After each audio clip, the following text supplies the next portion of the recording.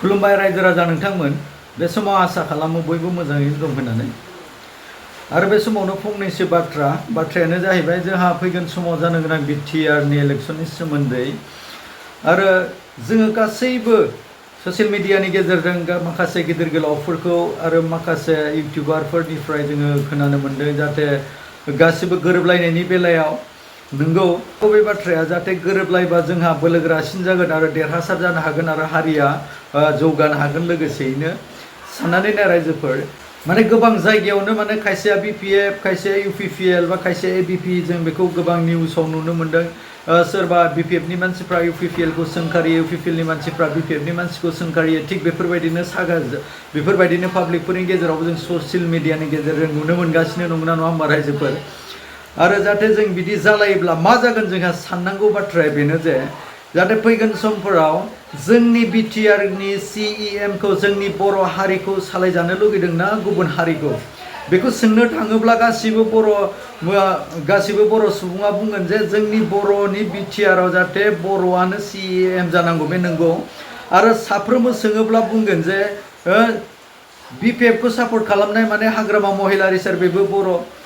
आरो इउपिपिएलखौ सापर्ट खालामनाय माने बेबो बर'आनो जा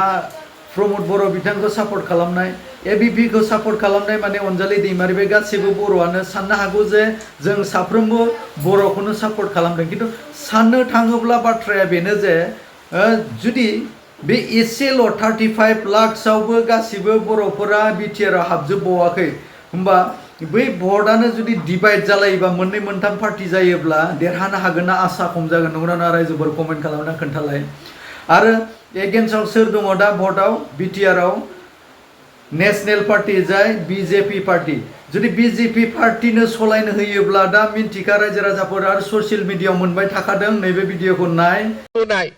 আমি কোনো মিটিংতে প্রমোদ বড়োকো সমালোচনা নকৰো কোনো মিটিংতে আমি হাগ্ৰামা মহিলাৰীকো সমালোচনা নকৰো বড়ো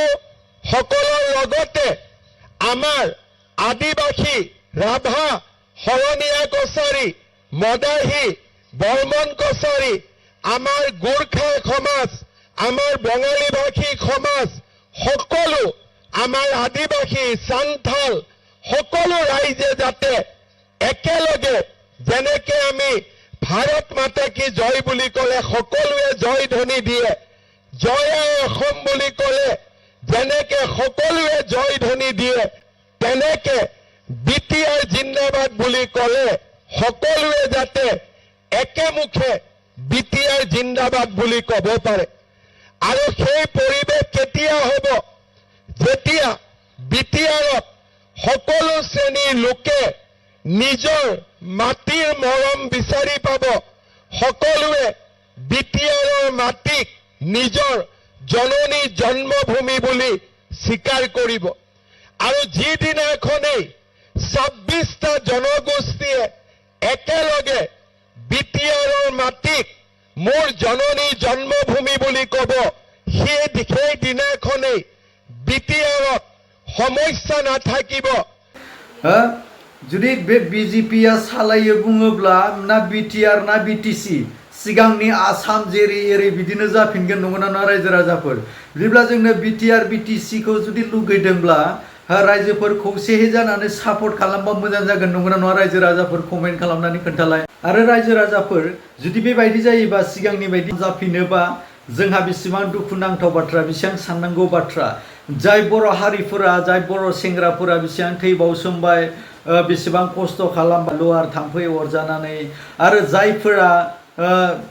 न'खरनिफ्राय गोरिब गुन्द्राबाबो जाय खस्थ' खालामनानैबाबो बेसेबां मदद खालामबाय बे मदद खालामनानै जिबाबो जेसेबांखिनि नाम मोनबाय दे जेनेबा गासैनिबो साननायाथ' जाफुंखायाखै 100आव 100 जाखायाखै होमबाबो जिखिनि मोनदों बेखिनिजोंनो गोजोननायखौ मोननो थाखाय बेखिनियानो थाब्लाबो मोजां नंगौना नङा रायजो राजाफोर जा बिटिआर बिटिसियावनो जुदि आसाम सरकारा जुदि आसाम बायदि सालायफिनो होनोब्ला दुखुनांथाव बाथ्रा बेसेबां लासिंसिं बाथ्रा जोंनि हारिनि थाखाय नंगौना नङा रायजो राजाफोर कमेन्ट खालामना खोन्थालाय बेनिखायनो रायजोफोर पार्टि डिभाइड जायालासिनो जाहाथे जोङो गासैबो थारमाने लोगोसे जाबोआ मोजां आरो मैया गहपुरावबो नै ससियेल मिडियानि गेजेरजों बेखौ नुनो मोन्दों जा बरफुख्रियाव दुखुनांथाव बाथ्राया बेनो दिनै मिडियानि गेजेरजों आरो गामि गामि मालाबा बुंगासिनो दं बिथांमोना माने जबरदस्ति बिपिएफनि दोलोफ्रा गामियाव थाङो आरो नामखौ बिहैयो नामखौ बिहैनायाव बिथांमोना लाजिनायजों गामियारिफ्रा नामखौ हरो नामखौल' हरहोनो आरो ओमफ्राय नामखौ हरोबा बिथांमोना बेखौनो सिरियाल सेक्रेटारि प्रेसिडेन्ट होननानै बुङो आरो बेखौनो गावसोर कमिटि दाबाय होनो आरो बेबायदिनो माने इउपिपिएल दोलोनि माखासे मानसिफोरखौनो बिथांमोना माने गावसिनि मानसि होननानै प्रसार खालामो बेहाय जेबो गिनांगौ बाथ्रा गैया बेखौ जों नुदों आरो बेबो गासिबो बर' हारियानो जाहाथे बेफोरबायदि जालायलायनायखौ जों खोनानो मोना जाहाथे गासिबो मोनसे पार्टियावनो थाब्ला मोजां जागोन आरो मोनसे पार्टियाव थानायखौ नाजानायानो जाहैबाय जोंनि रायजो राजाफ्रासो सापर्ट खालामनांसिगौ नङा रायजो राजाफोर जाय लिडारफोर इउपिपिएल बिपिएफ जिखुनु पार्टियानो गाव गावनि सियारखौथ' हगारखानाय नङा गाव गावनि गाद्दिखौ हगारनो गोसो गैखाया बिसोर नङा आरो बिसोरनि गाद्दिनि थाखाय उननि साननांगौफोरखौ जोङो लकसान खालामनो हागोन नङा रायजो राजाफोर बेनिखायनो बिसोर मात्र जाय गिदिर गोलाव जाय गेदेरमाफोर जाय बिथांमोनखौल' नायनानै जाया जाहाथे जोंनि पाब्लिकफोराबो जे बेखौ बुंनांगोन जे जाहाथे गोरोबलायनाया थानांगोन होनबासो जों लोगोसे